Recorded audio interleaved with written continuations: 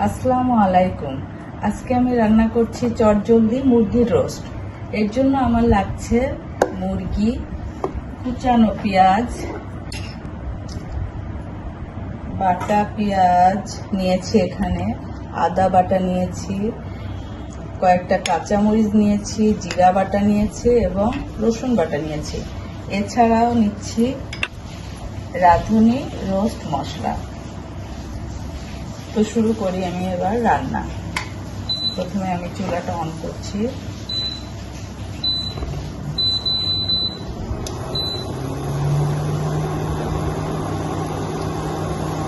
কড়াইতে আমি পর্যাপ্ত তেল দিয়ে দিচ্ছি। মুরগিটা ভাজার জন্য বেশ একটু তেল লাগবে।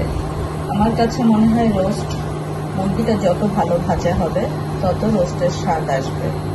সেই জন্য আমি খুব ভালো করে মুরগিটা ভেজে নেব। তেলটা গরম হয়ে গেছে, এখন আমি মুরগিগুলো আস্তে আস্তে ভাজবো।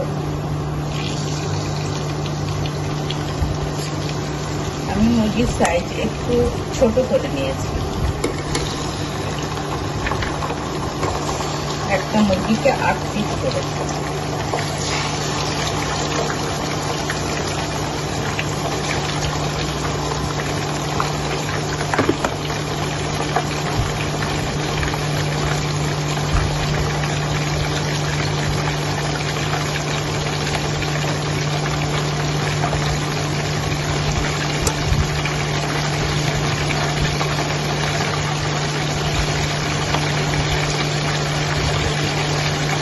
এপিট ওপিট করে উল্টিয়ে আমি কড়া করে ভেজে নেব।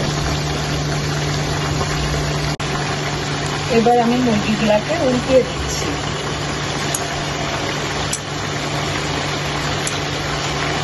এক পিঠ ভাজা হয়ে গেছে। আমার ভাজা হয়ে গেছে, এখন আমি তুলে নিচ্ছি এগুলা।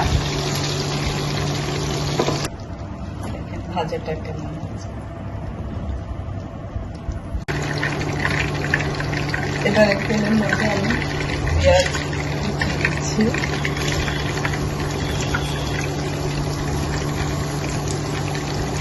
পেঁয়াজটা কিছুক্ষণ ভেজে নেব, একটু কালারটা চেঞ্জ হওয়া পর্যন্ত।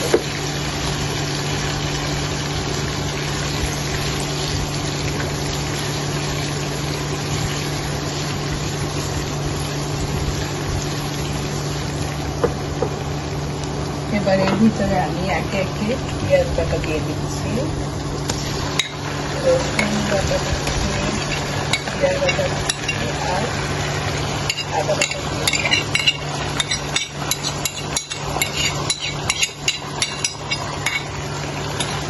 লবণ দিচ্ছি, লবণ দেওয়া মুরগিতে ছিল, তারপরে একটু লবণ দিচ্ছি।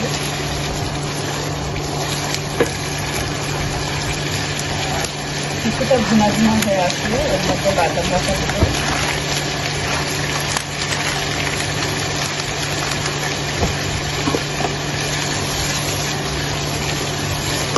আমি বাদাম বাটা দিয়ে দিচ্ছি।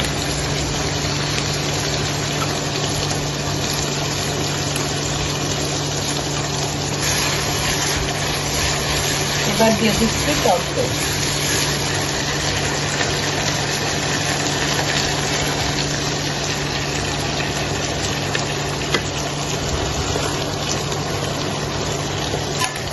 এবার এটাকে খুব ভালোভাবে নাড়িয়ে চাড়িয়ে কষিয়ে নেব।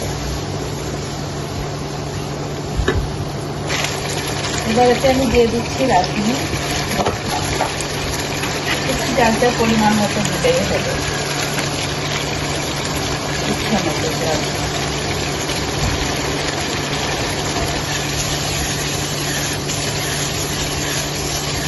রোস্টের একটা কালো মেঘি চলে আসছে, ব্রাউন কালারের। খুব সুন্দর একটা অ্যারোমা বের হচ্ছে। রোস্ট মশলা দেওয়ার সঙ্গে সঙ্গে অ্যারোমাটা বের করে।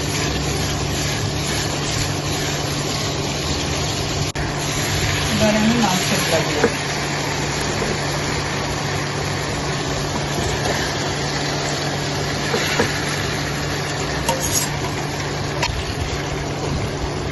এটাকে খুব বেশি কষাবো না, কারণ এটা ভাজা মাংস, তাই এতে পানি দিয়ে দেবো খুব তাড়াতাড়ি। কালারের জন্য আর একটু মরিচ দিচ্ছি। এবার আমি এটার মধ্যে পানি দিয়ে দিচ্ছি।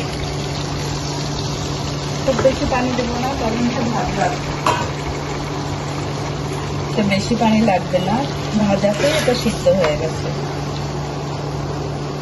তারপরে একটু মাংসের মতো তেল হওয়ার জন্য যেটুকু পানি দেবো। এটা ফুটে গেলে এবং ঝোল কমে আসলে আমি এতে 1 চামচ চিনি দেবো। এটা হচ্ছে স্বাদ বাড়ানোর জন্য, কেউ চাইলে দিতে পারেন, না চাইলে না। আমি 1 চামচ চিনি দিই, এতে টেস্ট, আমার মনে হয় টেস্টটা ভালো আসে। চিনি দিয়ে দিলাম। এবার এটাকে আমি ঢাকনি দিয়ে ঝোল কমা পর্যন্ত ওয়েট করবো। এটাকে ঢাকনি দিয়ে ঝোল কমা পর্যন্ত ওয়েট করছি। রান্না প্রায় শেষ, এখন আমি কাঁচামরিচ দেবো।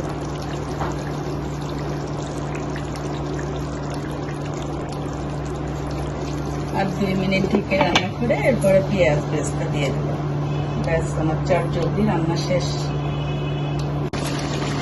আমার রান্না শেষ, এবার আমি চুলাটা অফ করে দিচ্ছি আর এর উপরে পেঁয়াজ পেস্টটা দিয়ে দিচ্ছি।